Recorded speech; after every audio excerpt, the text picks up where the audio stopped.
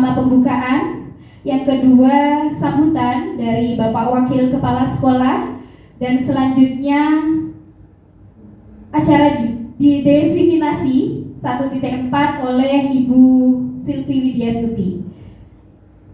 Baiklah, acara kali ini marilah kita buka dengan membaca Ummul Kitab agar acara kita pada siang hari ini dapat berjalan lancar dari awal sampai akhir. Liridhaillah wali syafaati Rasulillah. Al-Fatihah.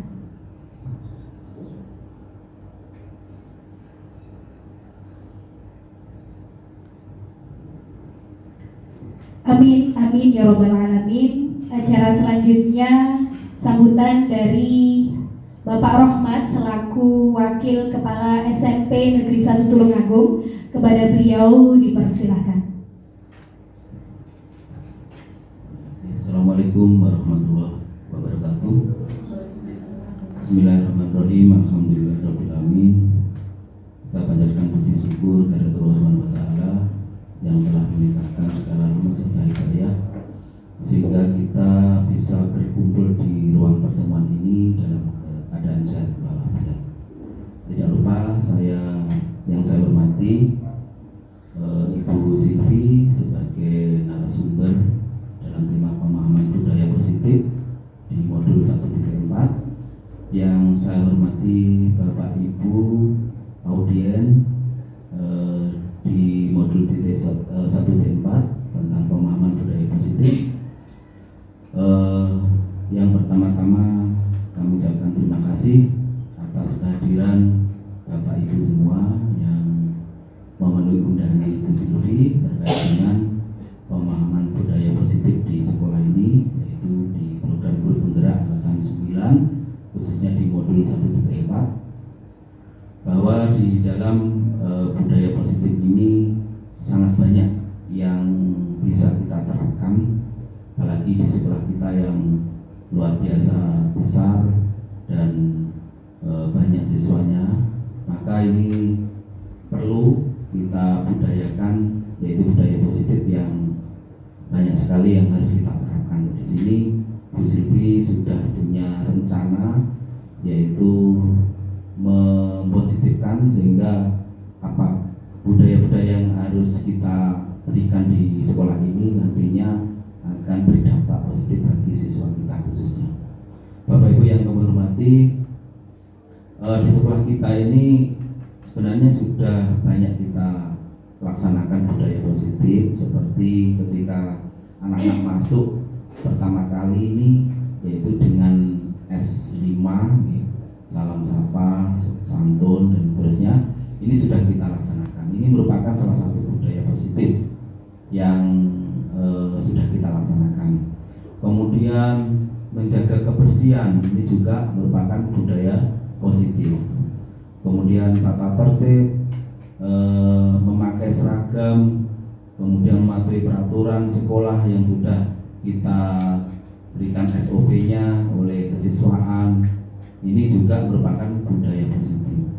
Kemudian ibadah, yaitu sholat berjamaah, ini juga merupakan budaya positif tentang religius. Kemudian upacara bendera, ini juga merupakan budaya positif, yaitu nasionalisme. Jadi banyak sekali. Untuk itu mari nanti kita bersama-sama mencermati apa yang disampaikan oleh narasumber kita Bu Silvi terkait dengan pemahaman budaya positif di sekolah. Semoga program Bu Silvi ini khususnya di PGB untuk angkatan 9 ini bisa berjalan sesuai dengan harapan Bu Silvi dan juga akan berdampak positif bagi kita warga sekolah yang ada di sampai dari 1 Tulungagung ini, dan yang paling khusus juga diperuntukkan untuk anak-anak kita, yaitu siswa-siswi SMP Negeri 1 Tulungagung. Bapak Ibu yang kami hormati, kita sudah banyak sekali guru penggerak yang sudah melaksanakan, ya, kita sudah memiliki sekitar 17 ya dengan pengajar praktiknya, PP-nya, dan ini juga sekarang sedang berjalan Bu Silvi dengan Bu Sinta. Ini merupakan hal yang positif juga. Ini juga merupakan budaya positif, yaitu memberi motivasi kepada rekan sejawat. Sebentar lagi Bapak Ibu yang hadir di sini pasti akan tertular, nantinya juga akan mengikuti jejak-jejak Bapak Ibu yang sudah menjadi guru penggerak. Semoga Bapak Ibu yang hadir di sini nantinya juga akan tergerak ya, setelah digerakkan oleh Bu Silvi. Memang tugas guru penggerak ini yang pertama ini tergerak dulu. Setelah itu bergerak dan terakhir harus bisa menggerakkan. Nah, disinilah tugas Bu Silvi, yaitu menggerakkan teman sejawat, juga warga sekolah, ya mulai dari bapak kepala sekolah sampai ke pesuruh dan juga pada anak-anak atau siswa-siswa SMP Tulungagung, supaya bisa melaksanakan budaya positif ya, yang nantinya ini akan berdampak positif juga pada kita semua, yaitu khususnya warga SMP Negeri 1 Tulungagung. Ini patut kita dukung programnya Bu Silvi ini, karena memang salah satu tugas dari guru penggerak adalah bagaimana memahamkan budaya positif untuk warga sekolah, khususnya anak-anak. Saya kira itu, semoga apa yang disampaikan oleh Bu Silvi ini bermanfaat bagi kita semua. Dan kami mohon maaf apabila ada kata-kata yang kurang berkenan di hati Bapak Ibu semua. Dan akhirnya saya ucapkan Assalamualaikum warahmatullahi wabarakatuh. Demikian sambutan dan motivasi dari Bapak Rohmat. Kepada beliau disampaikan terima kasih. Baik, tiba saatnya rekan-rekan masuk ke acara diseminasi modul 1.4 oleh Ibu Silvi Widyastuti, CGP Angkatan 9, dengan tema pemahaman dan penerapan budaya positif di sekolah di SMP Negeri 1 Tulungagung pada hari ini Rabu 25 Agustus 2023. Waktu dan tempat sepenuhnya kami persilakan.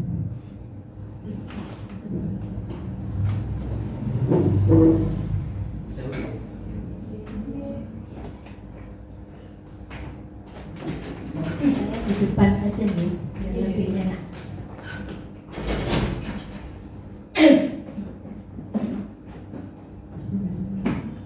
Assalamualaikum warahmatullahi wabarakatuh.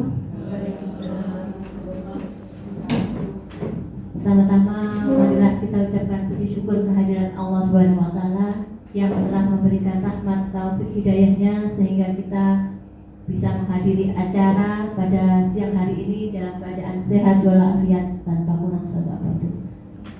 Salawat, tak lupa salawat serta salam semoga tetap tercurahkan kepada junjungan kita Nabi Muhammad SAW. Semoga kita tetap mendapatkan syafaatnya hingga yaumul qiyamah. Amin.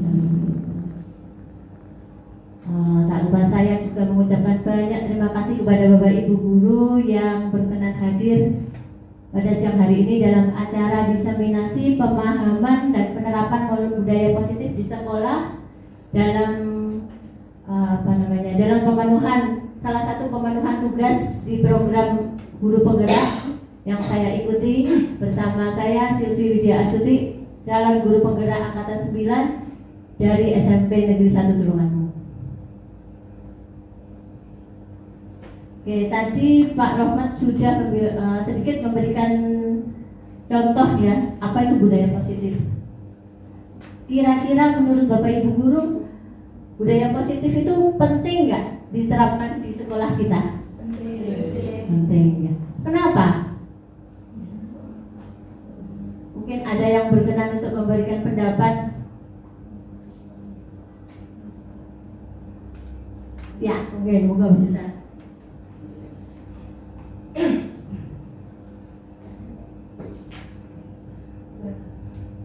Terima kasih. Menurut saya, apa pentingnya budaya positif di sekolah untuk menumbuhkan kesadaran pada murid-murid pentingnya mentaati peraturan yang nantinya akan kembali lagi bermanfaatnya kepada murid seperti itu. Jadi menghilangkan hukuman yang bersifat kekerasan seperti itu, diskriminasi menjadi budaya positif pemahaman dari diri sendiri. Ya, terima kasih Bu Sinta pendapatnya. Oke, ya benar sekali ya apa yang disampaikan Bu Sinta tadi. Budaya positif itu memang penting untuk diterapkan di sekolah kita. Kenapa? Karena kita sebagai seorang guru hendaknya bisa memberikan contoh teladan yang baik, sehingga mereka itu muncul motivasi dalam diri mereka untuk berbuat hal-hal yang positif yang sesuai dengan nilai-nilai kebajikan, gitu ya. Oke. Untuk selanjutnya nanti kita akan mempelajari ada 7 konsep inti budaya positif. Yang pertama adalah perubahan paradigma belajar, yang kedua disiplin positif dan nilai-nilai kebajikan, yang ketiga keyakinan kelas, yang keempat kebutuhan dasar manusia, kemudian yang kelima adalah motivasi perilaku manusia, kemudian ada posisi kontrol guru, dan yang terakhir adalah segitiga restitusi. Oke, kita menginjak ke bagian yang pertama, perubahan paradigma belajar. Oke, sebelum kita mulai membicarakan tentang perubahan paradigma belajar, saya yakin Bapak Ibu guru pernah mendengar pembelajaran berpusat pada guru dan pembelajaran berpusat pada murid. Ya, saya benar kan pernah mendengar, bukan? Ya. Nah, menurut Bapak Ibu sekarang Bapak Ibu itu pembelajarannya sudah masih berpusat pada murid atau sudah berpusat pada guru atau berpusat pada murid? Kira-kira di pembelajaran di kelas menggunakan yang mana? Yang berpusat pada guru atau berpusat pada murid? Kombinasi. Monggo. 50-50. Terima kasih. Kalau kita bicara tentang pembelajaran yang sudah kita terapkan di sekolah, itu berpusat pada guru atau murid. Itu pada dasarnya kalau anak kita usia SMP itu memang belum bisa dilepas begitu saja. Jadi pengaruh dari Bapak Ibu guru itu sangat besar dalam memberikan keteladanan seperti yang disampaikan oleh Bu Sylvie tadi. Tetap meskipun orientasi kita berpusat pada murid, tapi Bapak Ibu guru sebagai motivator sangat besar pengaruhnya terhadap keberhasilan pembelajaran di kelas sesuai dengan bidang studi yang diampunya. Saya kira seperti itu. Terima kasih pendapatnya Bu Natia. Yes, benar sekali. Memang pembelajaran itu memang tidak hanya selalu melulu berpusat pada guru, tapi juga paradigma yang baru ini juga kita hendaknya juga bisa memberikan proses pembelajaran itu berpusat pada siswa. Kalau hanya ceramah atau hanya sekedar mentransfer ilmu, maka murid akan cenderung bosan dan tidak fokus pada pembelajaran itu tadi. Makanya sesekali atau ya seperti yang dikatakan Bu Hartia tadi ya, jadi bisa 50-50 gitu ya. Jadi kalau bisa kita juga sering memberikan pembelajaran yang berpusat pada murid gitu ya. Sesuai dengan paradigma baru yang sekarang ini sedang digalakkan ya, pembelajaran berdiferensiasi. Apa sih pembelajaran berdiferensiasi? Pembelajaran berdiferensiasi itu yaitu pembelajaran yang sesuai dengan kebutuhan peserta didik. Jadi sesuai dengan berdasarkan tahap perkembangan sesuai teori psikologis modern untuk mewujudkan profil pelajar Pancasila. Nah, pembelajaran berdiferensiasi itu adalah pembelajaran yang kita harus tahu apa yang dibutuhkan murid, gitu. Jadi sebagai guru kita harus tahu murid kita butuh apa sih. Nah itu untuk menunjang supaya kita bisa mencapai tujuan pembelajaran, yaitu mewujudkan profil pelajar Pancasila. Sebagaimana yang telah dicetuskan oleh Ki Hajar Dewantoro berdasarkan pemikiran atau filosofi Ki Hajar Dewantoro, yaitu profil pelajar Pancasila itu ada 6 dimensi. Yang pertama adalah beriman, bertakwa kepada Tuhan Yang Maha Esa dan berakhlak mulia. Jadi hendaknya kita sebagai guru itu bisa membantu siswa kita mewujudkan siswa yang beriman, yang bertakwa dan berakhlak mulia. Kemudian berkebinekaan global. berkebinekaan global, bahwa siswa itu hendaknya kita bisa mengenalkan pada siswa budaya-budaya kita. Jadi siswa itu jangan sampai dia cenderung kepada budaya negatif dari luar gitu ya. Kemudian ada bergotong royong hendaknya kita itu sebagai guru bisa membimbing anak-anak kita untuk bisa bekerja sama bersama, baik itu bekerja sama dengan guru atau bekerja sama dengan siswa lainnya. Ada kreatif dan bernalar kritis.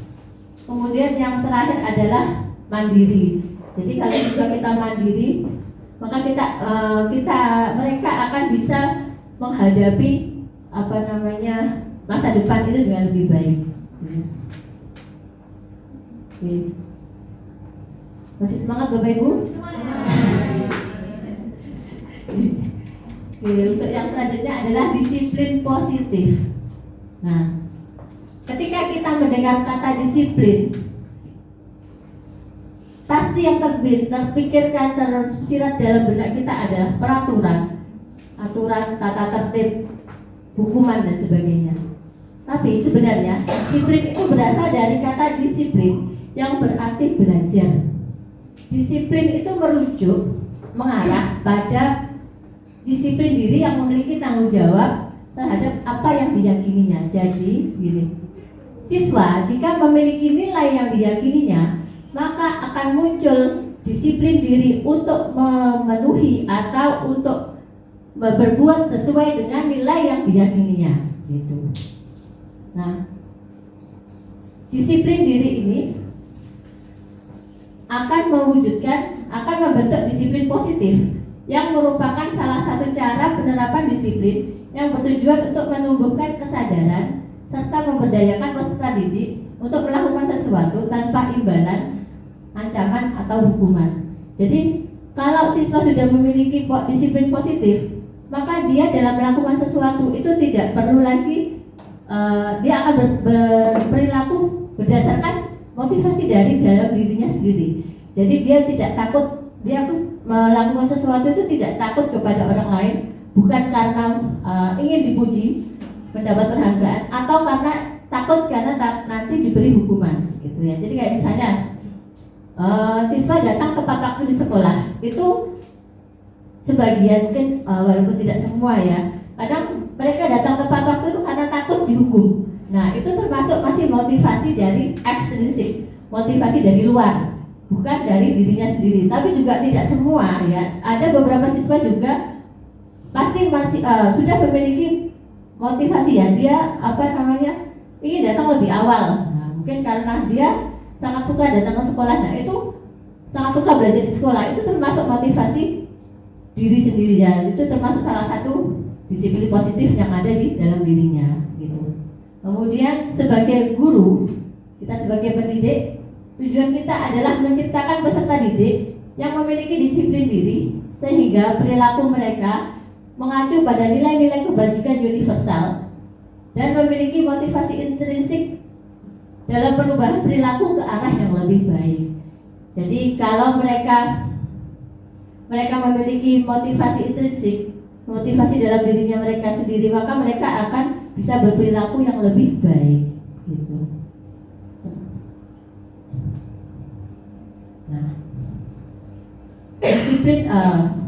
disiplin positif tadi itu kan terbentuk dari nilai-nilai kebajikan universal. Nilai-nilai kebajikan itu biasanya diterapkan dalam keyakinan kelas. Kalau dari saya kecil sampai sekarang itu biasanya yang diterapkan adalah peraturan kelas ya. Ini ada pertanyaan, mengapa keyakinan kelas? Mengapa bukan peraturan kelas saja?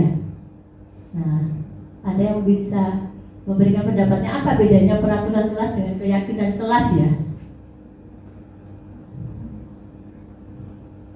Gimana, apa bedanya peraturan dengan keyakinan kelas? Itu Pak Widi tahu? Oke. Bu Yulia, oke. Bu Reski, kamu tadi yang benar.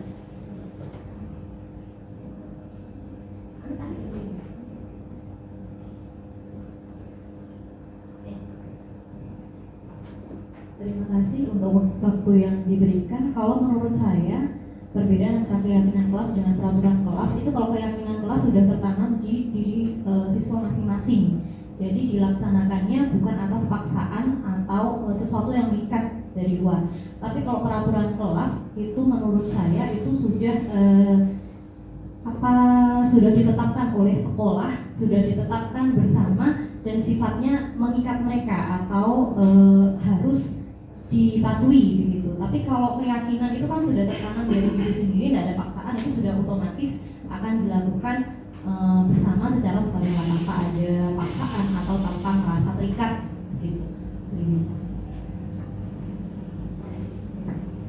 Terima kasih pendapatnya Bu Reski, bagus sekali ya, benar sekali ya Bu. Jadi peraturan itu bersifat mengikat dan itu sudah ditetapkan tanpa campur tangan dari siswa itu sendiri. Jadi siswa tinggal mentaati ya. Jadi kalau dan dia sifatnya memaksa. Tapi kalau keyakinan dia itu dibuat oleh kesepakatan bersama. Jadi guru dan kelas itu dan siswa membuat kesepakatan yang nanti nilai-nilai itu akan diyakininya, sehingga kalau dia yakin maka dia akan mematuhinya secara otomatis ya, secara tidak sadar dia akan mematuhinya. Beda dengan peraturan. Kalau peraturan kan sudah ada peraturannya kan begitu. Tapi kalau keyakinan kelas itu dia akan ide-ide itu akan muncul dengan sendirinya. Karena peraturan keyakinan kelas itu dibuat bersama, didiskusikan bersama wali kelasnya begitu. Bagaimana membentuk keyakinan kelas itu? Ada aturan-aturan yang bisa digunakan dalam pembentukan keyakinan kelas. Yang pertama, keyakinan kelas itu lebih rinci dan konkret. Jadi dibuat terperinci dan lebih nyata gitu ya. Kemudian berupa pernyataan-pernyataan yang mengandung kebajikan universal. Jelas itu ya. Jadi kalau keyakinan pasti dia nilai kebajikannya universal. Seperti hanya menghargai, menghormati, bekerja sama dan sebagainya. Kemudian senantiasa dibuat dalam bentuk positif. Nah, ketika saya menerapkan pembentukan keyakinan kelas di dalam kelas, itu anak-anak saya berikan sticky note, kemudian saya minta untuk menuliskan keyakinan kelasnya masing-masing. Mereka, sebagian dari mereka menuliskan, misalnya tidak membuang sampah di kelas. Nah, itu masih kalimat negatif. Nah, ketika ada kalimat negatif seperti itu, tugas guru lah untuk membentuk menjadi kalimat positif. Kalimat positifnya apa? Jagalah kebersihan di dalam kelas, misalnya begitu. Jadi ada kata tidak itu tidak boleh. Gitu. Kemudian sesuai dengan kondisi sekolah atau kelas sehingga dapat diterapkan di lingkungan tersebut. Jadi kalau membuat keyakinan berarti ya harus yang bisa diterapkan di dalam kelas. Gitu. Kemudian semua warga kelas hendaknya ikut berkontribusi dalam pembuatan keyakinan kelas lewat diskusi. Yang terakhir, hendaknya tidak terlalu banyak sehingga mudah diingat dan dipahami. Keyakinan kelas itu tidak perlu banyak-banyak Bapak Ibu. Jadi kalau terlalu banyak maka akan gampang lupa. Jadi sulit dihafal dan sulit untuk diterapkan. Jadi sedikit tapi bermakna. Oke. Untuk selanjutnya adalah kebutuhan dasar manusia. Nah, semua manusia berperilaku itu, semua manusia baik dewasa maupun anak-anak pasti memiliki kebutuhan dasar. Nah, semua perilaku kita itu berdasarkan dari kebutuhan dasar kita. Jadi kalau kebutuhan dasar kita itu tidak terpenuhi, maka akan muncullah perilaku yang negatif gitu. Sama baik manusia, orang dewasa atau anak-anak itu sama. Apa sih kebutuhan dasar manusia itu? Kebutuhan dasar manusia adalah segala sesuatu yang dibutuhkan oleh manusia untuk mempertahankan keseimbangan kondisi fisiologis dan psikologis yang bertujuan untuk mempertahankan kehidupan dan kesehatannya. Dengan kata lain, segala tindakan yang kita lakukan itu memiliki tujuan tertentu dan semua usaha terbaik yang kita lakukan adalah dalam rangka agar kebutuhan dasar kita terpenuhi dengan baik. Nah, ini jadi semua perilaku kita itu semua didasarkan pada pemenuhan kebutuhan dasar manusia. Kebutuhan dasar manusia yang pokok itu ada 5. Nah, yang pertama kebutuhan hidup, kebutuhan bertahan hidup atau survival. Kebutuhan bertahan hidup itu contohnya seperti makanan, minuman, pakaian, tempat tinggal, keamanan, dan kesehatan. Jadi misalnya Bapak Ibu guru di kelas itu ketika mengajar ada siswa yang lemah, letih, lesu, tidak memperhatikan, ya, kepalanya diletakkan di meja, jangan langsung dimarahin, kamu nggak memperhatikan, nah, jangan ya. Jadi kita harus melihat dulu, ditanya dulu kenapa kok apa lesu, lemah, mungkin kebutuhan dasarnya mungkin dia belum sarapan, atau mungkin dia kepalanya sakit. Nah itu berarti kan kebutuhan dasar bertahan hidupnya itu yang belum terpenuhi. Makanya dia melakukan hal yang negatif seperti tadi, dia lemas, lesu, tidak memperhatikan pelajaran gitu. Kemudian kebutuhan kasih sayang dan rasa diterima, seperti perasaan disayangi, diterima dalam kelompok atau masyarakat, kemudian bekerja sama. Nah ini biasanya dalam suatu kelompok diskusi itu ada anak yang tidak aktif, diam saja, yang lainnya semua mengerjakan, dia diam saja. Nah itu juga perlu kita tanya kenapa kok diam dan seterusnya. Mungkin dia merasa dia kurang cocok dengan kelompoknya, jadi dia merasa ini kebutuhan dasarnya tentang kasih sayang atau rasa diterima itu berarti dia belum terpenuhi, makanya dia berperilaku seperti itu, tidak aktif dalam kerja kelompok gitu ya. Kemudian kebutuhan kebebasan atau freedom. Ini kebutuhan kebebasan atau freedom itu mencakup kemandirian, otonomi, memiliki pilihan, mampu mengendalikan arah dirinya. Jadi dalam diri kita itu pasti kita memiliki rasa untuk ingin melakukan sesuatu yang bebas gitu ya. Ada nggak mau terikat, nah itu pasti ada. Nah ini adalah kebutuhan dasar dalam hal kebebasan. Kemudian kesenangan, fun. Kesenangan contohnya mencari kesenangan, bermain, tertawa. Nah, dalam pembelajaran itu jangan selalu serius gitu ya Bapak Ibu ya. Jadi kadang-kadang anak-anak tidak guyon. Nah, jadi biar mereka juga merasa happy, nyaman. Nah, dan mereka bisa tertawa gitu ya. Kemudian yang terakhir adalah penguasaan atau power. Ini contohnya biasanya dianggap berharga. Kemudian anak-anak bisa membuat perbedaan, bisa membuat pencapaian kompeten diakui dan dihormati. Anak-anak yang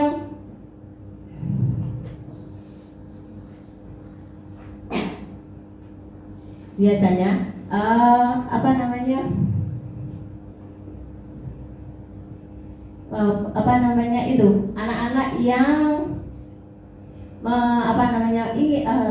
senang menjadi pemimpin. Nah, senang menjadi pemimpin itu biasanya cenderung pada pemenuhan kebutuhan penguasaan. Ada anak-anak ada yang di kelas itu saya ketuanya. Nah, dia aktif. Nah, dia kebutuhan dasar penguasaannya itu lebih kuat, lebih dominan. Makanya dia butuh kebutuhan penguasaan itu tadi. Seperti itu. Nah,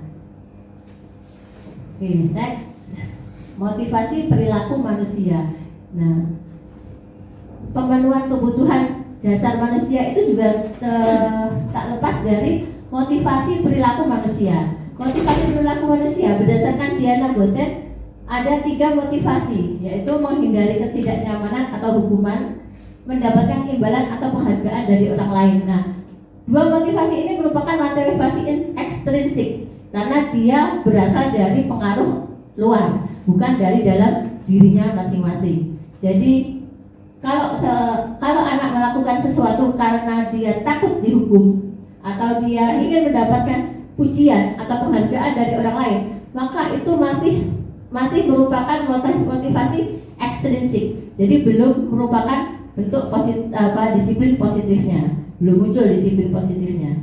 Tapi kalau dia sudah melakukan motivasi yang ketiga, yaitu menjadi orang yang mereka inginkan dan menghargai diri sendiri dengan nilai-nilai yang mereka percaya, maka itu merupakan motivasi intrinsik yang memang sudah muncul dalam dirinya sendiri. Dia melakukan sesuatu bukan karena takut atau bukan karena ingin mendapatkan penghargaan, tapi memang dia sadar bahwa perilaku itu apa yang akan dia lakukan itu memang baik untuk dirinya sendiri.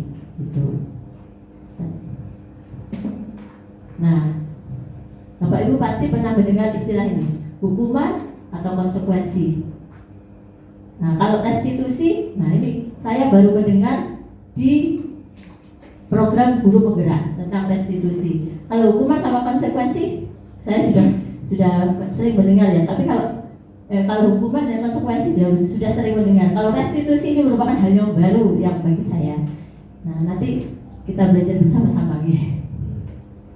Kalau hukuman, ini perbedaannya. Perbedaan dari ketiga ini, kalau hukuman itu tidak terencana. Jadi misalnya murid terlambat datang sekolah, kemudian dia langsung dihukum lari keliling lapangan. Nah, itu kan tidak terencana. Terus murid tidak tahu apa yang akan terjadi atau tidak dilibatkan. Jadi hukuman langsung diberikan pada saat itu juga. Murid salah langsung dihukum, gitu. Itu namanya hukuman. Kemudian hukuman bersifat satu arah dari pihak guru yang memberikan dan murid hanya menerima. Jadi langsung saat itu juga diberikan ketika murid berbuat salah. Beda dengan konsekuensi. Kalau konsekuensi terencana atau sudah disepakati. Jadi misalnya peraturan sekolah, jika terlambat sanksinya adalah membersihkan halaman, misalnya begitu. Jadi anak tahu kalau saya terlambat berarti saya harus membersihkan halaman. Nah, itu namanya konsekuensi. Jadi sudah dibahas dan disetujui oleh murid dan guru. Kemudian murid tetap dibuat tidak nyaman untuk jangka waktu yang pendek karena dia melanggar. Dia tahu konsekuensinya. Kalau dia melanggar, berarti aku nanti harus seperti ini. Gitu. Jadi sudah ada konsekuensinya. Guru senantiasa memonitor siswa. Jadi murid akan diawasi ketika dia melakukan hukuman itu. Nah, ini berbeda dengan restitusi. Nah, ini suatu hal yang baru ini. Restitusi adalah proses menciptakan kondisi pada murid untuk memperbaiki kesalahannya. Jadi melalui bimbingan guru, murid belajar memecahkan masalahnya sendiri.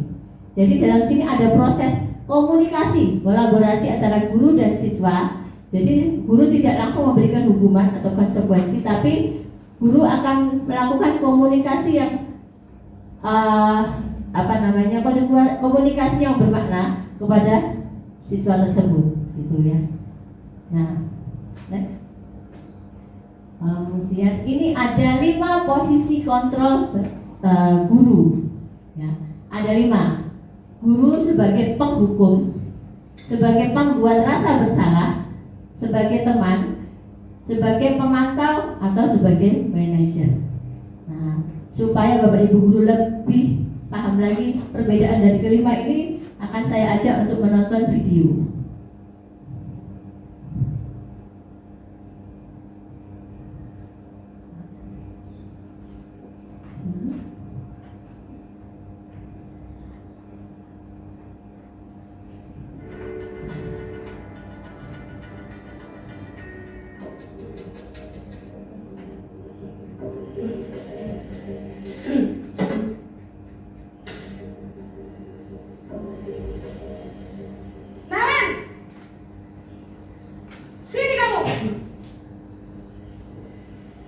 Selamat pagi, Bu.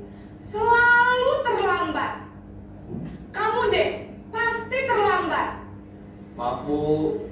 Saya Apa? Apa coba? Alasan kamu apa lagi? Kapan sih kamu tidak terlambat? Malas sekali ya kamu jadi anak. Saya Dasar pemalas. Gak kapok-kapok sih kamu. Sudah berapa kali terlambat? Sana, kamu keliling lapangan basket 2 kali. Kenapa saya harus ke lapangan basket, Bu? Kenapa? Jawab. Sudah terlambat, masih berani jawab pula. Sekarang, keliling lapangan basket 5 kali sekalian. Biar kapok. Cepat. Pergi sana ke lapangan basket.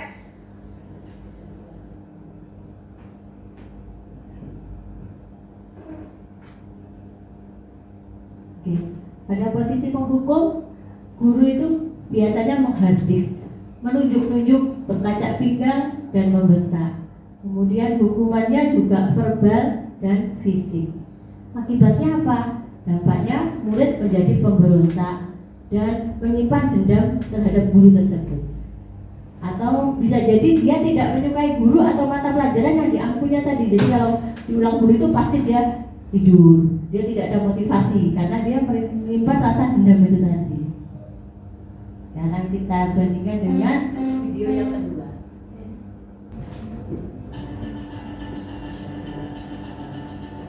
Mulai dari awal.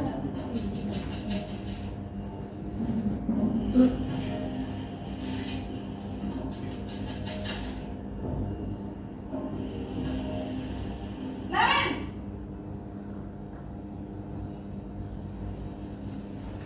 Selamat pagi, Bu. Naren, kamu kenapa terlambat lagi, nak? Ya Tuhan, Naren, kamu senang ya bikin ibu susah ya? Kalau kamu terlambat lagi, nanti ibu yang ditegur bapak kepala sekolah, nak. Disangka ibu tidak bisa membina kamu. Duh, gimana ini? Maaf, Bu. Duh, Gusti Naren, kamu suka ya kalau ibu ditegur bapak kepala sekolah? Terus, sekarang ibu harus tulis apa ini di buku absen? Ini kamu sudah sering terlambat loh. Ibu harus apa coba? Maaf, Bu. Maaf sekali. Ya sudah, lain kali jangan bikin ibu susah lagi ya nak ya. Ibu tidak akan kuat lagi kalau kamu begini terus. Bisa jantungan kalau ibu tegur bapak kepala sekolah. Sana cepat kelas. Maaf ya, Bu. Maaf sekali.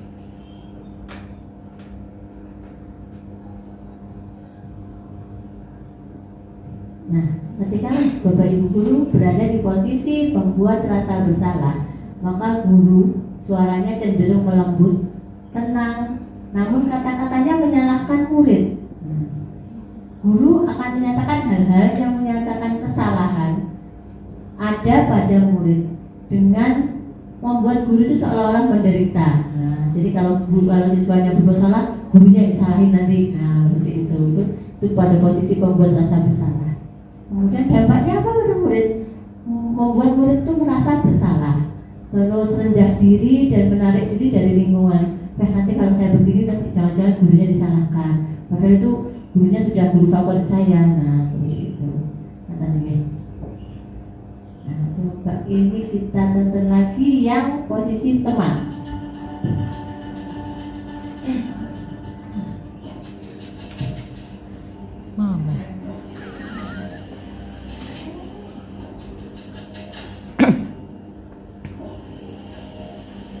Naren!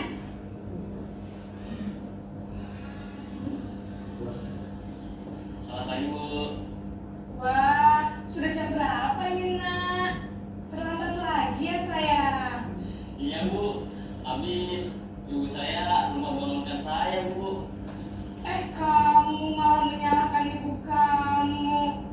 Kamu bukannya anak yang larinya paling kencang. Kok terlambat sih? Iya, Bu. Saya memang terlambat bangun tadi. Jadi, biarpun saya lari kencang, tetap gak kekejar, Bu. Ya sudah sana. Nanti lain kali larinya lebih kencang lagi ya. Biar gak terlambat lagi. Bikin seneng ibu. Demi ibu.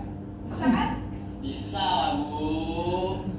Ya sudah sana masuk kelas. Ibu beresin urusan absen kamu. Kamu ini ada-ada saja.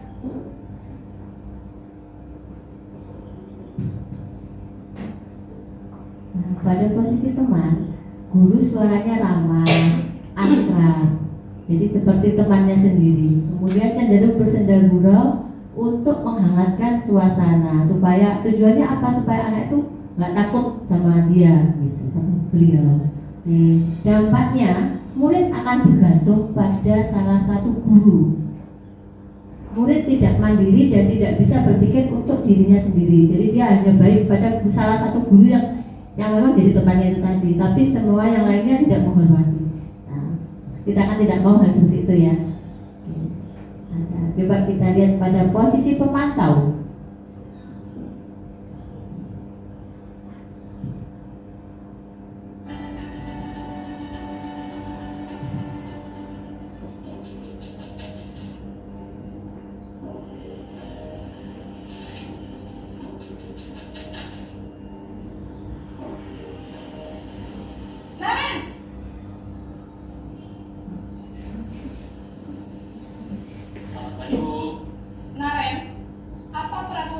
sekolah kita tentang jam berapa kita harus masuk sekolah, nak?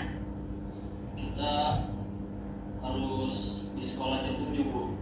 Iya betul, sekarang sudah jam 7.20. Naren sudah tahu konsekuensinya jika terlambat hadir. Paham, Bu. Saya harus tinggal kelas pas jam istirahat selama 20 menit. Iya benar, konsekuensinya demikian. Jadi nanti jam 9.30 pas istirahat, kamu harus tinggal di kelas, kerjakan tugas tambahan untuk ketertinggalan kamu, ya? Baik, Bu.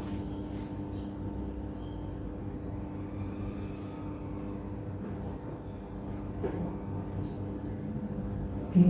Pada posisi pemantau, guru bersuara datar, tidak emosional, tidak bersenda gurau, atau menggunakan suara tinggi. Jadi dia menempatkan posisinya sebagai pemantau. Kemudian mengawasi pada saat murid diberikan sanksi. Jadi tetap diawasi, walaupun diberikan sanksi dia tetap diawasi. Dampaknya murid akan menghitung konsekuensi dan hadiah tanpa memahami sepenuhnya nilai yang dituju. Jadi dia mengerjakan itu, tugas itu tadi di kelas itu karena ya memang itu peraturannya, ya sudah. Saya kayak salah ya saya harus dilaksanakan itu. Tapi dia tidak tahu apa nilai yang ada di dalam hukuman atau sanksi yang diberikan tadi. Karena bukan motivasi intrinsik, motivasi dari luar. Kemudian tidak sepenuhnya mandiri. Jadi dia tergantung pada peraturan tadi. Kalau ada peraturannya, ya udah gitu. Yang terakhir adalah posisi manajer.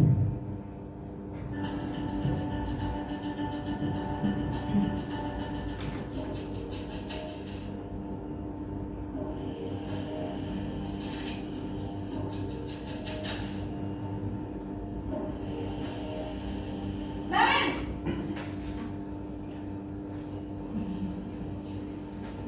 Selamat pagi, Bu. Selamat pagi, Naren. Maaf, Bu. Saya terlambat. Iya, sekolah masuknya jam 7, sekarang sudah jam 7.20. Jadi sekarang bagaimana ini, Naren? Maaf, Bu. Saya lupa setel alarm saya semalam. Baiklah, menurut kamu, keyakinan sekolah yang mana yang perlu kamu tingkatkan? Hargai diri sendiri dan orang lain mungkin, ya, Bu. Setuju. Jadi, apakah Naren meyakini prinsip saling menghormati tersebut? Iya, Bu. Saya meyakininya. Apakah Naren bersedia memperbaiki masalah keterlambatan ini? Bersedia, Bu. Bagaimana kalau akan perbaiki masalah keterlambatan ini? Saya akan coba untuk tidak lupa menyetel alarm saya, Bu. Baik, kalau Naren lupa menyetel alarm di rumah, ada orang yang kira-kira bisa bantu mengingatkan tidak? Ada, Bu. Kakak saya, Kak Emma. Ada lagi selain Kak Emma?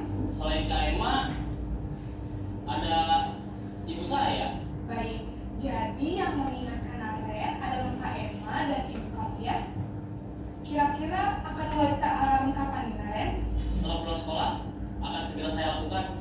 Baik, jadi Naren akan setel alarm untuk bangun besok pagi dan akan diingatkan oleh kakak dan ibunda Naren, ya? Ada lagi yang mungkin perlu dilakukan, Naren? Agar tidak terlambat bangun lagi. Tidak ada, Bu. Baik, Naren. Terima kasih untuk kerjasama kamu. Sekarang kamu perlu kembali ke kelas untuk belajar. Baik, Bu. Terima kasih. Ya, pada posisi manajer, guru bersuara netral, tidak emosional, tidak terlalu ramah, dan tidak bernada tinggi. Ini hampir sama seperti pemantau tadi ya.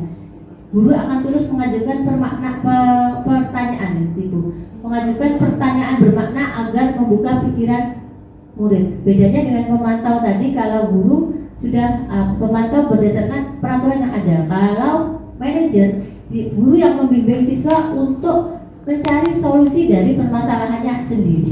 Jadi yang memberikan pertanyaan itu guru.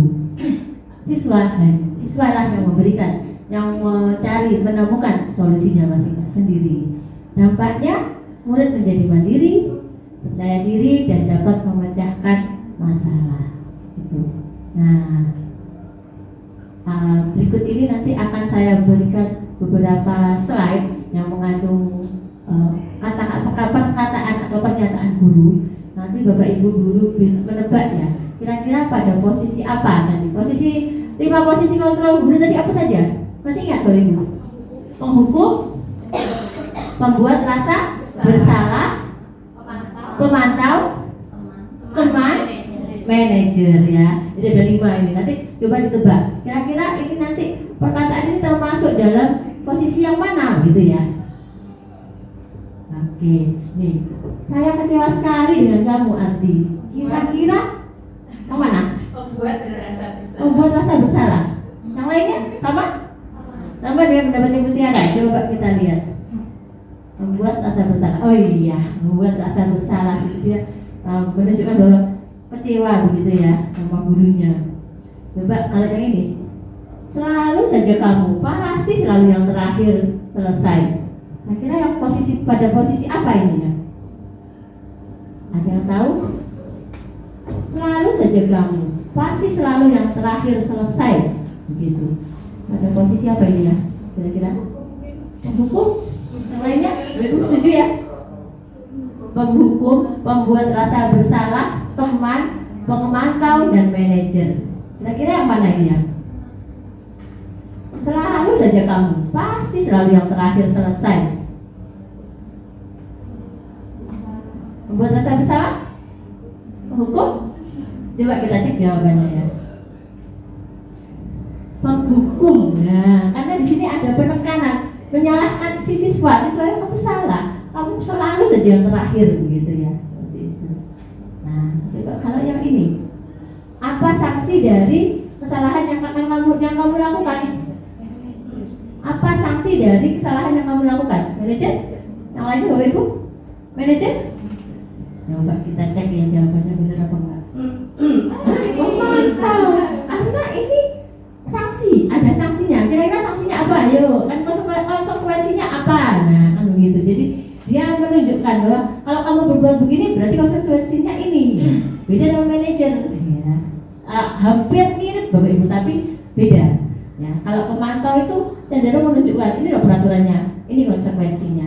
Tapi kalau manajer tidak ada peraturan terikat. Jadi kita yang menuntut mereka untuk menemukan kesalahannya di mana, sesuai enggak dengan keyakinan yang kamu yakini. Perbuatan kamu itu sudah benar nggak sih? Nah, sudah yakin benar, sudah sesuai dengan nilai-nilai yang sudah diajarkan, seperti itu. Kemudian coba yang berikutnya, apa yang akan kamu lakukan untuk menyelesaikan masalah ini? Nah, ini manajer ya. Coba lihat. Oh iya, manajer ini. Kemudian yang terakhir, ya sudah kali ini tidak apa-apa. Nanti ibu bantu beresin. Nah, gitu ya. Ya, dia posisinya karena dia sejajar teman gitu ya. Jadi gurunya ikut bantu beresin. Nah, begitu. Kira-kira menurut Bapak Ibu di antara 5 posisi kontrol ini kita sebagai guru itu yang paling sesuai dengan kita yang mana ya? Selang-seling ya. Sekali harus jadi teman, berposisi sebagai manajer gitu ya. Penghukum. Tergantung dari permasalahan yang dihadapi ya. Mungkin kalau berat itu mungkin kita bisa menggunakan manajer. Langsung kita bisa berposisi sebagai manajer gitu ya. Gitu ya. Oke. Nah, yang terakhir ya, bab terakhir ini. Segitiga restitusi. Segitiga restitusi itu adalah suatu proses dialog yang dijalankan oleh guru agar dapat menghasilkan murid yang mandiri dan bertanggung jawab. Nah, pada guru yang berposisi di posisi manajer pasti akan menggunakan segitiga restitusi untuk membantu siswanya menyelesaikan permasalahan yang dihadapinya. Ada 3 langkah Bapak Ibu dalam segitiga restitusi. Langkah yang pertama adalah menstabilkan identitas.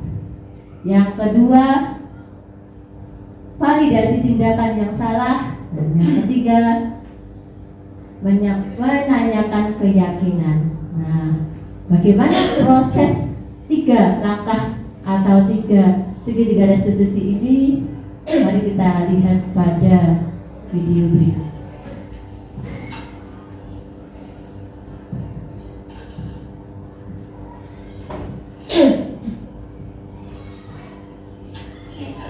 Siapa? Sudah lama nggak ketemu Sarah? Kesel Pak, kesel banget. Masa aku dikatain tukang fitnah Pak? Ya aku marah lah. Aku gak dikatain Eka di depan kelas. Kesel banget. Oh begitu. Ya pasti kamu marah dan kesal. Bapak juga akan marah apabila ada yang menuduh Bapak seperti itu. Kemudian pada saat itu kamu mau melakukan apa? Ya saya langsung ngatain Eka lah Pak. Kesel banget. Saya bentak-bentak dia depan teman-teman lain. Oh begitu. Pasti kamu melakukan seperti itu karena suatu alasan tertentu kan? Iyalah, masa saya diam saja Pak? Ya saya bela diri lah. Masa saya dituduh tukang fitnah? Ya wajar lah. Mempertahankan harga diri itu sesuatu yang penting buat kamu. Untung kamu tidak bertindak lebih gegabah lagi. Hanya yang bentak-bentak. Iya Pak. Untung saya masih bersabar dan hanya membentak saja. Sudah gemes padahal saya pasti bela diri lah. Ya pasti ya. Tapi kamu memilih untuk tetap bertahan dan bersabar. Kamu memilih untuk tidak berbuat lebih parah lagi kan? Iya. Nah, sekarang coba kita lihat lagi tindakan kamu yang bentak-bentak Eka di kelas. Tindakan kamu itu kira-kira sesuai dengan keyakinan kelas atau prinsip apa tidak? Enggak lah Pak. Capek Pak jadi marah. Jadi keyakinan atau prinsip mana yang kurang sesuai dengan keinginan kamu? Ya saya sebenarnya selalu menghargai orang lain. Mungkin saat ini saya menjadi emosi. Jadi tidak menunjukkan sikap itu. Kamu meyakini tidak? Menghargai orang lain itu penting buat kamu. Yakinlah Pak. Iya, setuju. Kita harus saling menghargai. Namun, ada juga keyakinan yang kita sepakati yang perlu kita jalankan apabila kita sedang marah kan? Ya saya bisa lebih proaktif. Mulai dengan diri sendiri. Saya bisa jadi lebih sabar. Mengambil waktunya untuk berpikir mau apa selanjutnya. Kira-kira kamu bersedia memperbaiki masalah ini tidak? Sedia Pak. Kalau kamu memperbaiki masalah ini, kamu akan menjadi orang seperti apa? Saya akan menjadi orang yang bertanggung jawab kali ya Pak. Dan senantiasa proaktif. Iya, menurut kamu bagaimana rasanya menjadi orang seperti itu? Ya nyaman lah. Bangga bisa bersabar dan menahan diri. Baiklah kalau begitu. Yuk kita pikirkan bagaimana memperbaiki masalah ini.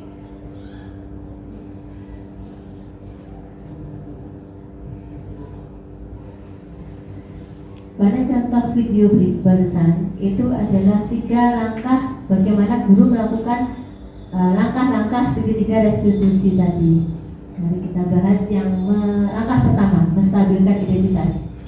Menstabilkan identitas itu berdasarkan prinsip membuat kesalahan adalah bagian dari proses pembelajaran. Jadi anak-anak diajarkan membuat kesalahan itu proses dari pembelajaran. Kemudian berperan menstabilkan identitas, berperan menggeser identitas murid dari identitas gagal menjadi identitas sukses. Jadi jangan langsung dijudge kamu salah gitu. Itu kalau menurut yang saya terima di CGP itu tidak benar. Jadi kita harus menstabilkan identitasnya dulu, baru nanti ditunjukkan oh ini perbuatannya tidak sesuai dengan nilai-nilai kebajikan. Kemudian tidak mengkritik murid yang sedang mengalami identitas gagal. Kalau kita langsung menjudge, maka dia akan menanamkan dari diri, tertanam dalam dirinya bahwa oh saya itu salah, saya selalu serba salah. Nah seperti itu, gitu ya. Nah, kalimat atau pernyataan yang bisa kita ajukan ke anak-anak pemurid itu adalah ini: berbuat salah itu tidak apa-apa. Tidak ada manusia yang sempurna. Saya juga pernah melakukan kesalahan seperti itu. Kita bisa menyelesaikan ini. Bapak atau ibu itu tidak tertarik mencari siapa yang salah, tapi bapak atau ibu ingin mencari solusi dari permasalahan ini. Nah, itu. Kemudian validasi tindakan yang salah, ini adalah langkah yang kedua. Langkah ini berdasarkan prinsip setiap perilaku berupaya memenuhi suatu kebutuhan tertentu. Jadi dicari latar belakangnya apa, gitu. Jadi baru kita bisa menentukan tindakannya salah. Jadi kita validasi dulu, kita cari dulu. Kemudian guru akan bergeser dari pemikiran stimulus respon menjadi proaktif. Kemudian pertanyaan disampaikan dengan nada suara tidak menghakimi dan tidak memojokkan. Nah, pertanyaannya bisa atau pernyataannya bisa seperti ini. Kamu pasti punya alasan mengapa melakukan hal itu. Kamu bisa saja bertindak lebih gegabah dari ini. mungkin kamu bisa mempelajari suatu perilaku baru yang lebih efektif. Bersediakah kamu mempelajarinya? Yang terakhir, langkah terakhir adalah menanyakan keyakinan. Dalam langkah ini, dalam teori kontrol menyatakan bahwa pada dasarnya kita termotivasi secara intrinsik. Kemudian saat perilaku telah divalidasi dan identitas sukses telah tercapai, maka murid telah siap mengaitkan keyakinannya dengan tindakannya yang salah, sehingga dia akan berubah menjadi orang yang sesuai dengan keyakinannya. Jadi nanti setelah murid tahu, oh ternyata saya ini salah, baru nanti dikaitkan dengan keyakinan yang dianutnya, yang diyakininya, yaitu kebajikan universal. Nanti di dalam proses ini biasanya kita juga sambil menuntun siswa untuk mencari solusinya dari permasalahan yang dihadapinya, gitu ya. Nah, ini pernyataannya. Apakah tindakan kamu sudah sesuai dengan prinsip kelas kita? Nilai-nilai apa yang telah kita sepakati? Seperti apa gambaran sebuah kelas yang ideal bagi kamu? Kemudian bisa juga kamu ingin menjadi orang seperti apa? Nah, ini beberapa pernyataan yang bisa kita gunakan ketika kita menggunakan langkah segitiga restitusi. Nah, terakhir penutup, perwujudan budaya positif di sekolah tak lepas dari pentingnya peran guru. Guru memiliki peran sentral dalam mewujudkan budaya positif di sekolah. Guru perlu memahami posisi yang tepat untuk mewujudkan budaya positif di kelas maupun di sekolah. Jadi budaya positif itu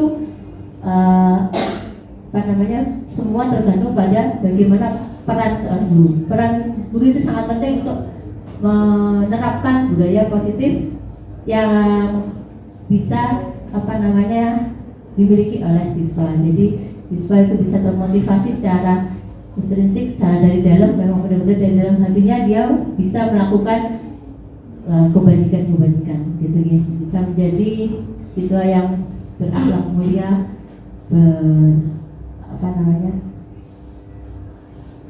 berbudi pekerti luhur. Kemudian terakhir, posisi kontrol guru dalam menciptakan budaya positif yang paling tepat adalah menjadi seorang manajer.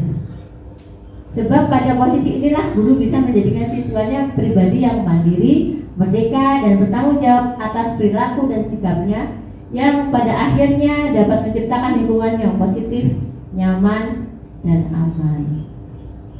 Oke, demikianlah pemaparan tentang budaya positif di sekolah pada siang hari ini. Semoga apa yang saya sampaikan bisa bermanfaat bagi Bapak Ibu guru semua, bisa menambah wawasan ilmu walaupun hanya sedikit ya. Amunten ini kita sama-sama belajar dan juga sharing ya, ini bukan bermaksud untuk menggurui atau apapun, hanya sharing saja. Terima kasih atas perhatian dan waktunya. Mohon maaf apabila ada salah kata atau perilaku yang kurang berkenan di hati Bapak Ibu guru. Saya ucapkan mohon maaf yang sebesar-besarnya. Akhir kata saya ucapkan terima kasih. Assalamualaikum warahmatullahi wabarakatuh.